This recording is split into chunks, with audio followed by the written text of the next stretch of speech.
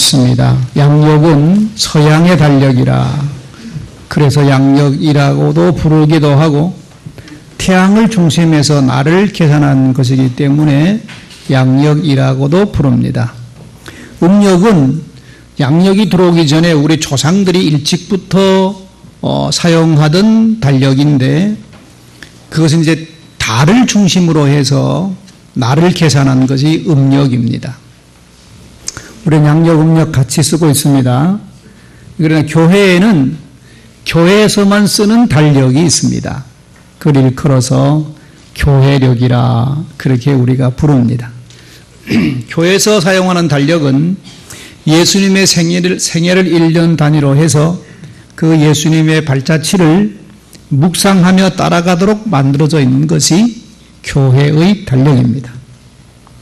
지금 교회 달력으로 하면 우리는 지금 사순절기를 지나고 있습니다. 사순절이라는 것은 예수님께서 십자가를 지고 고난당하신 것을 기억하면서 절제하며 살아가는 기간을 사순절기라 그렇게 말하는 것입니다. 왜 이 기간을 사순절이라 부르는가 하면 부활주일 전까지 주일을 뺀 40일 동안의 기간이기 때문에 사순절이라고 부르는 겁니다. 예수님의 십자가에는 깊은 뜻과 진리가 담겨 있습니다. 십자가의 진리, 그를 일컬어서 오늘 본문의 사도 바울은 십자가의 도라고 말합니다. 십자가의 도라는 것은 십자가의 진리, 십자가에 깊이 감춰 있는 뜻, 그걸 십자가의 도라 그렇게 말하는 것입니다. 이 십자가의 도, 이 십자가의 진리는 세상의 지혜로는 알 수 있는 것이 아니다. 오늘 본문에서 바울은 단정적으로 말합니다.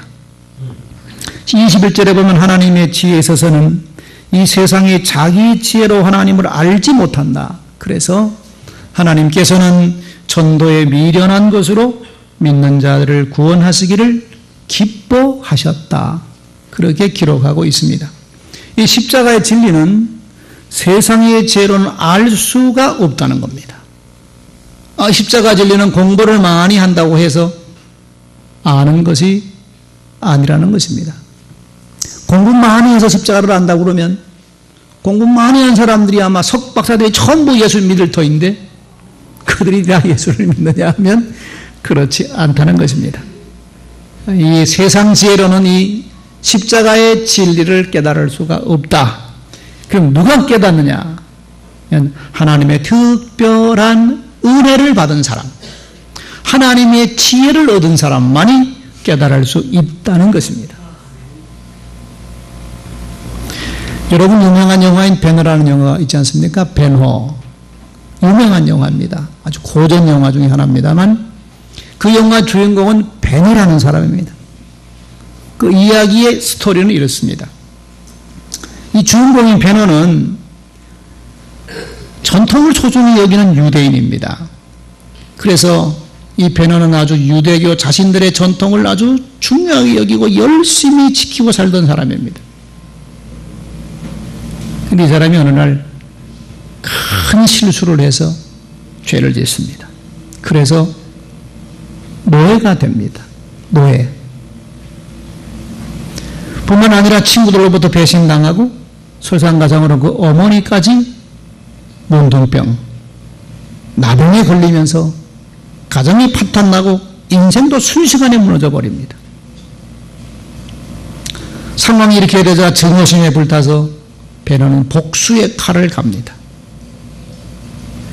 노예가 되어 살다가 어느 날 노예를 실어나르는 배에서 일하는 배에 노를 젓는 배의 노예로 배를 타게 됩니다.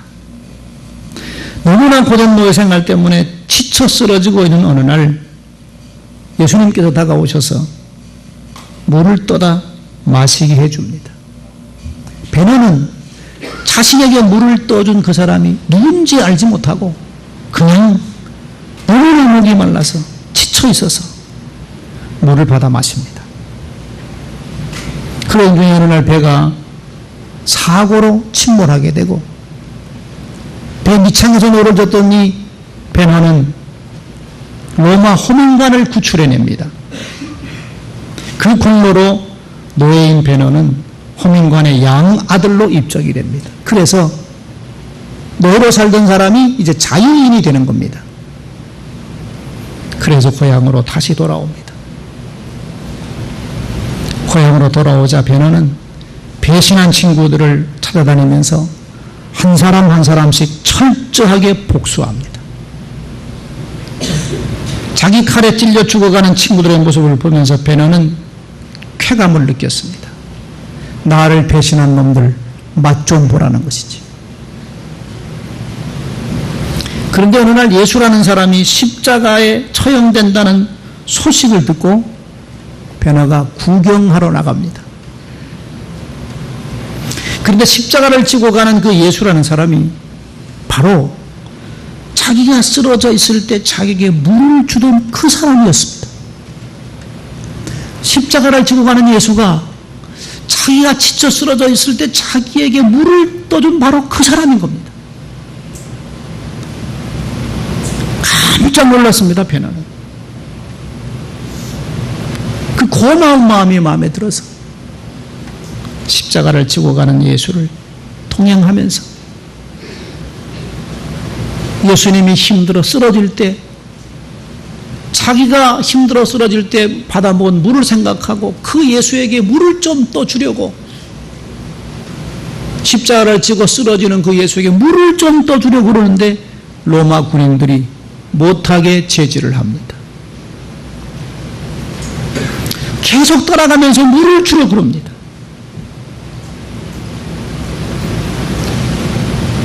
그런데 지쳐 쓰러진, 십자가를 지고 가다 쓰러진 예수님이 물을 떠주려고 그러는데 떠주지 못하게 가로막는 로마 군인들과 실강이 벌이고 있는 자기를, 고개를 돌이켜보면서 그 십자가를 지고 가던 예수님이 부드러운 미소로 자기를 보고 웃으시는 겁니다. 십자가를 지고 고통스러운 가운데 쓰러져 있던 그 예수님이 자기와 눈이 마주치는 순간에 자기를 보고 웃으시는 겁니다. 미소. 그 예수의 미소를 보는 순간 베너는 전신에 전율이 흐르는 감동을 받습니다. 세상에 대해서 냉소적이고 잔인한 복수심에 불타오르던 베너 마음에 그 예수님이 웃음 짓는 그 웃음을 바라보는 순간에 잔잔한 마음에 감동이 들어옵니다. 그 순간에 마음속에 있던 무서운 증오심이 사라지고 사랑의 마음이 그의 마음을 사로잡습니다. 그 기쁨의 감격을 안고 집에 돌아보니까 어머니의 나병이 깨끗하게 고쳐져 있었습니다.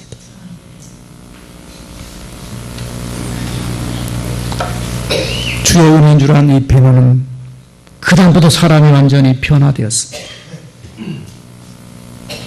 그래서 예수님의 십자가의 길을 자기도 따라가게 되는데 그 순간에 베너는 십자가 도의 의미를 깨달은 겁니다. 십자가를 지고 가면서도 자신에게 건네준 예수님의 부드러운 미소, 그를 통해서 베너는 십자가의 의미를 알게 되었습니다. 완전히 새 사람으로 변화되는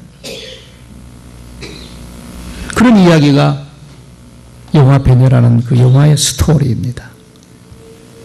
이 영화가 우리에게 주는 의미는 십자가의 능력입니다. 십자가는 이처럼 사람을 변화시키는, 사람을 새로운 사람으로 변화시키는 능력이 있다는 것을 보여주는 영화입니다. 여러분, 십자가에는 이처럼 능력이 있고 힘이 있습니다. 그러나 이 십자가의 진리는 하나님의 특별한 은혜가 없으면 깨달을 수가 없다는 것이죠. 오늘 본문에서 바울은 이 십자가의 도에 대해서 세 가지로 말합니다. 첫째, 십자가의 도는 멸망하는 사람들에게는 미련하게 보이는 것이라는 것입니다. 여러분, 사실 십자가가 뭡니까? 십자가는 세상에서 가장 흉악한 죄인들을 죽이는 사형의 형틀입니다. 총으로 금방 빵 쏴 죽이면 고통은 순간입니다. 칼로 목을 베어도 고통은 순간입니다. 그러나 십자가는 나무에 사람을 매달아서 피를 말려 죽이는 겁니다. 그러니까 십자가에 달아 죽이는 사람은 아주 극악한 죄인이 아니면 십자가에 달아 죽이지는 않았습니다. 십자가는 이 세상에서 가장 흉악한 죄인을 죽이는 사형의 형틀입니다. 그런데 여러분, 하나님은 자기 아들을 그 십자가에 매달아 죽였습니다. 누가? 하나님이. 여러분, 예수를 십자가에 매달아 죽인 사람은 로마 군인들이 아닙니다. 형식은 빌라도 총독이지만 또 그 뒤에 모함한 사람들은 제사장들이고 유대인 지도자들이지만 예수를 십자가 못 박아 죽게 한 사람은 하나님입니다. 예수님께서 겟세마네 동산에서 기도하신 기도 내용이 뭡니까? 아버지여, 내 뜻대로 마옵시고 아버지 뜻대로 하옵소서. 아버지 뜻은 십자가를 지고 아들이 죽는 겁니다. 그래서 예수님께서는 그 기도를 마무리 지으신 다음에 스스로 체포당하시고 아버지의 뜻을 따라 십자가를 지고 죽은 겁니다. 그러니까 예수를 십자가에 못 따라 죽게 만든 것은 아버지 하나님이었습니다. 그렇기 때문에 십자가상에서 예수님 마지막 말씀이 아버지여 왜 나를 버리십니까? 라고 절규했던 겁니다. 자, 여러분 보십시오. 세상에 가장 흉악한 죄수를 죽이는 십자가 형틀에 하나님은 자기 아들을 죽였습니다.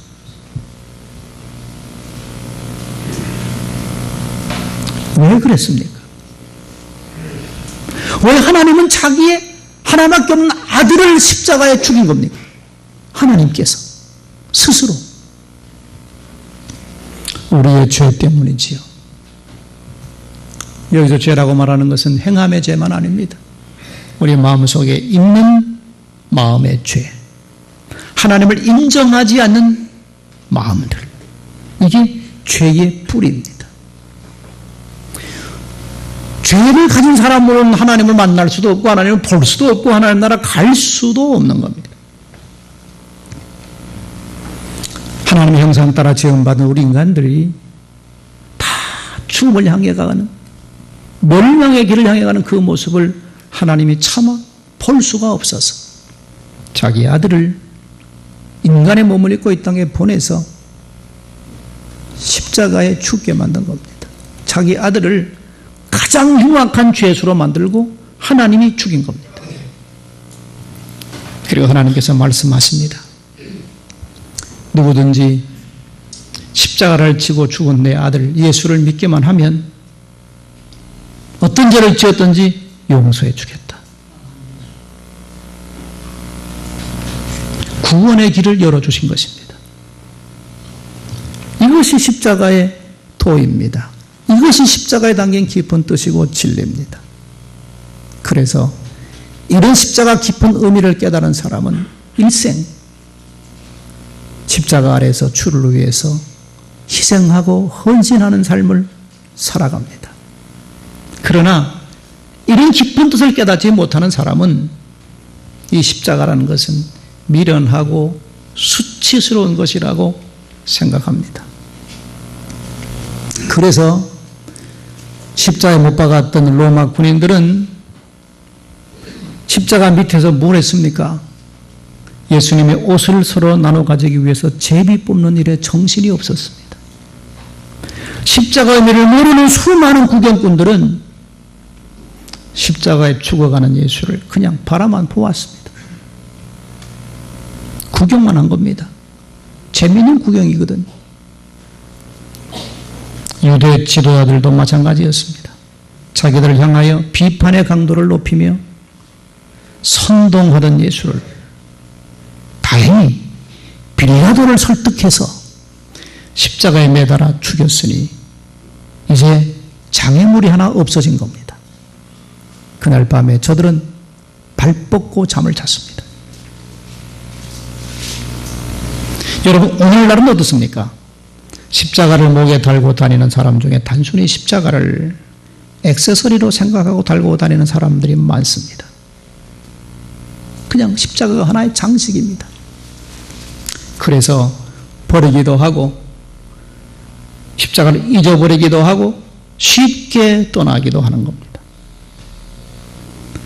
여러분, 아무리 값이 있는 것이라 할지라도 그 뜻을 모르는 사람에게는 무용지물이지요. 모르기 때문에 그런 겁니다. 오늘 바울은 말합니다. 십자가는 멸망하는 사람들에게는 미련하게 보이는 것이라는 겁니다. 아니, 십자가를 지고 죽은 사람을 믿어야 구원받는다? 그 말이나 되는 것이냐? 미련하게 보이는 것이죠. 그런가 하면 두 번째, 오늘 본문에서 말하는 사도 바울은 십자가는 그러나 구원받은 사람에게는 하나님의 능력이라고 말합니다. 하나님의 능력. 십자가의 능력이 있다는 겁니다. 십자가에는 생명이 있고 변화시키는 능력이 있다는 것입니다. 그 십자가 능력을 믿었던 루터는 십자가의 능력을 믿고 썩어가는 로마 교황을 향하여서 말씀대로 살아야 된다고 개혁의 목소리를 높인 겁니다. 초대교회 지도됐던 폴리갑은 십자가 능력을 알았기 때문에 불에 타서 죽으면서도 찬송을 부르고 죽었습니다. 사도 바울도 그 십자가 능력을 알았기에 영혼을 구원하기 위해서 평생 고난의 길을 걸었습니다. 여러분, 옛날 사람들만 그렇습니까? 오늘도 이 십자가 능력은 살아있어서 사람들을 변화시키는 능력이 있습니다. 얼마 전에 신문 보니까 27년 전에 어떤 사람이 자전거를 한 대 훔쳤습니다. 젊은 나이대입니다. 그리고는 까맣게 잊어버리고 살았습니다. 이 사람이 27년 뒤에 예수를 믿었습니다. 예수를 믿고 나서 보니까 자기가 27년 전에 자전거를 한 대 훔친 게 생각났습니다. 견딜 수가 없는 겁니다. 그래서 이 사람이 그것을 갚는 마음으로 2,500만 원을 들고 어느 병원을 찾아가서 신장 이식 수술 받은 사람 치료비를 대줬다는 겁니다. 그럼 어떻게 이렇게 사람을 변화시킵니까? 무엇이 이 사람을 변화시켰지요? 이게 십자가의 능력입니다. 십자가는 이처럼 사람을 변화시키고 새 삶을 살게 하고 살아가는 삶의 방향을 바꾸게 만드는 것이 십자가의 능력입니다. 이 능력은 오늘도 살아 역사하고 있다는 얘기죠. 또 이런 이야기도 있습니다. 어떤 전과 13범. 전과가 13범입니다. 이 사람들은 수많은 사람을 사기치고 속이고 괴롭히고 살았습니다. 그러면서도 전혀 죄책감이 없었습니다. 그저 그냥 교도소를 자기 집 드나들듯이 드나들었습니다. 그런데도 반성의 빛이 전혀 없습니다. 여러분, 이런 사람은 무엇으로 그 사람을 변화시킬 수 있습니까? 법이 돼요? 감옥에 넣는다고 되는 겁니까? 전과 13범인데. 근데 이 사람이 어느 날 교도소에서 예수님을 영접했습니다. 예수를 알고 십자가 구원의 도리를 알았습니다. 그러면 이 사람은 철저하게 자기 죄를 회개하고 속지 않은 마음으로 자기 몸의 신장 하나를 떼어내어서 기증했다는 겁니다. 그러면서 이 사람이 이렇게 말했다고 합니다. 내 신장 하나 떼어서 다른 사람에게 주는 것으로 그동안 괴롭혔던 모든 사람들에게 용서를 받고 싶습니다. 여러분, 무엇이 이 사람을 이렇게 변화시킨 겁니까? 예수 십자가입니다. 예수 십자가 그 사람 속에 마음에 들어가니까 그 전과 13번의 사람을 이처럼 변화시킨 것입니다. 이것이 여러분 십자가 능력이고, 이 십자가 능력이 아니고서는 이런 일은 불가능합니다. 사도 바울은 이 능력을 체험하고 그렇게 무자비하게 예수 믿는 사람들을 핍박하던 사람이 오히려 예수를 전하는 전도자로 표현했습니다. 오늘 우리들도 이 십자가의 도를 깨달았기 때문에 지금 우리가 예수 믿고 살아가는 이 삶을 걸어가고 있는 것 아닙니까? 이처럼 십자가의 도는 구원받은 사람에게는 하나님의 능력입니다. 마지막 세 번째로 오늘 말씀하는 얘기 뭡니까?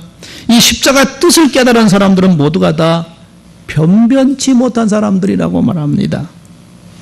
예수님 주변에 예수님께 헌신한 사람들을 보십시오.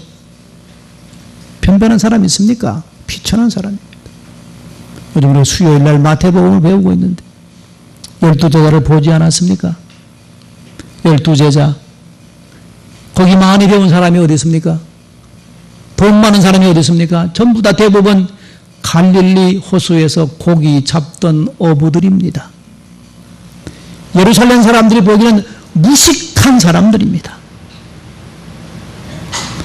그런 사람들이 예수의 신실한 제자들이 되고 세상을 변화시킨 사람들이 된 겁니다. 예수님 당시 여러분들 아시는 것처럼 이스라엘 나라는 로마 지배를 받고 있었습니다. 이스라엘 백성들은 수천 년 동안 나라 없이 살았습니다. 로마가 얼마나 세금을 무게 매겼던지 짓눌리고 살았습니다. 그래서 그 사람들의 마음은 하나님께서 구약 성경에 말씀하신 메시아가 빨리 오기만을 기다리고 있었습니다. 그런데 바로 그때 예수님 이 땅에 오셔서 눌린 자들에게 소망을 주고 눈먼 자를 보게 하고 가난한 자에게 복음을 전했던 것입니다. 이렇게 하신 이유가 뭡니까? 오늘 본문 19절에 바울은 이렇게 말합니다. 지혜 있는 자들의 지혜를 멸하고 총명한 자들의 총명을 내가 폐하리라. 무슨 뜻입니까? 당시에 스스로 지혜롭다고 생각하고 교만 떨던 사람들 부끄럽게 만들기 위함이라는 것입니다.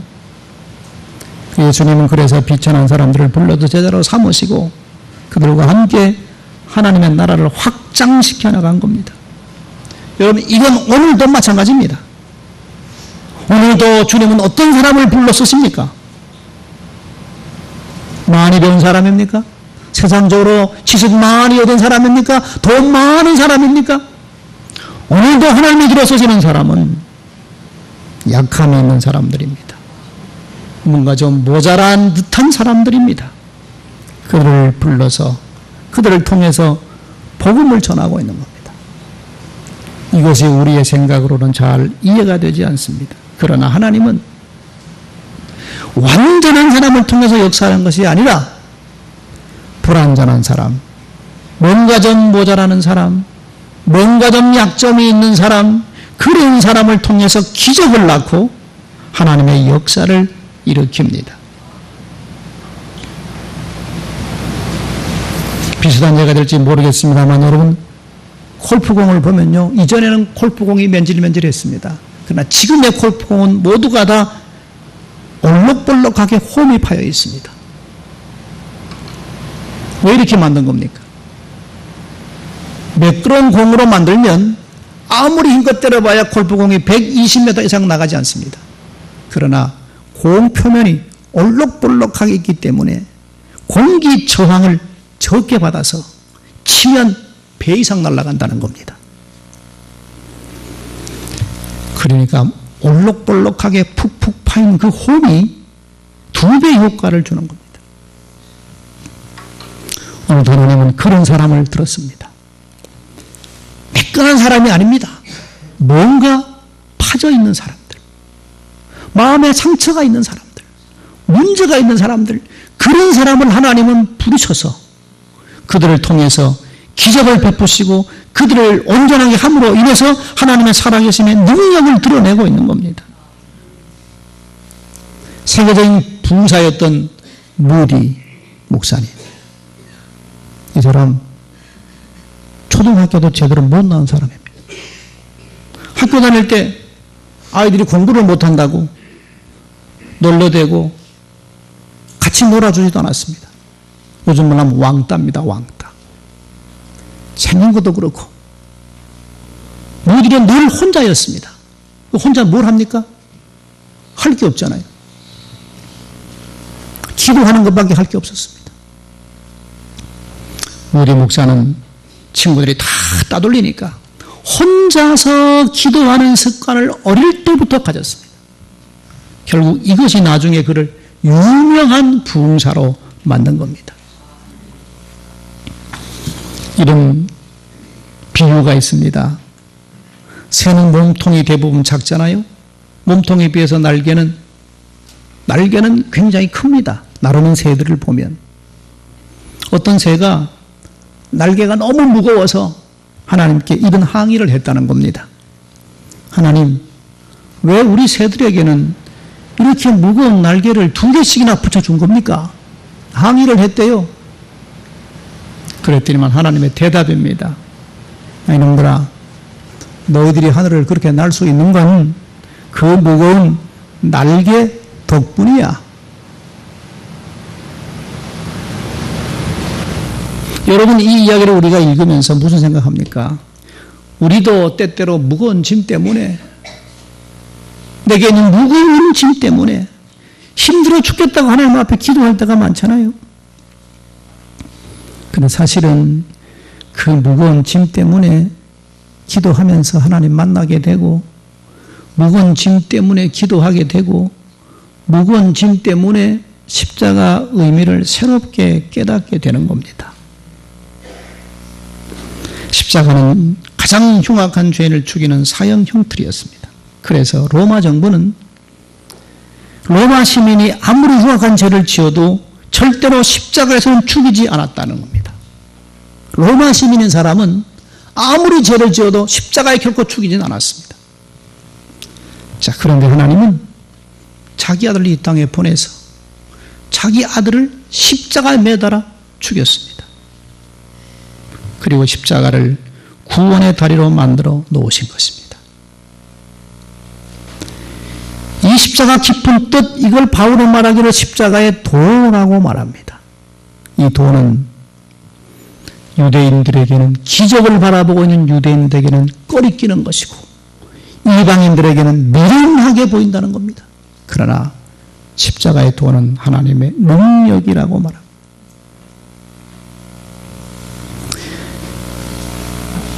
십자가 뜻을 모르는 사람의 십자가는 아무런 의미도 없습니다. 그냥 나무 토막에 불과합니다. 그러나 구원받은 우리들에게는 십자가가 능력이고 축복이고 생명이고 소망입니다. 그러므로 우리는 뭘 붙들고 살아갑니까? 십자가를 붙들고 살아가야 됩니다. 십자가 능력을 믿고 십자가를 의지하고 십자가를 든든히 붙잡고 우리가 살아갈 때 세상을 이겨낼 수 있는 그런 은혜와 능력이 오늘 우리에게도 임할 줄 믿습니다. 이런 십자가 능력을 날마다 체험하고 살아가는 여러분 되시기를 이 아침에 주의 이름으로 축원합니다. 기도합시다. 은혜입니다. 세상의 지혜로는 도저히 알 수 없는 십자가의 도를 깨달아 알 수 있는 하늘의 지혜를 주시니 감사합니다.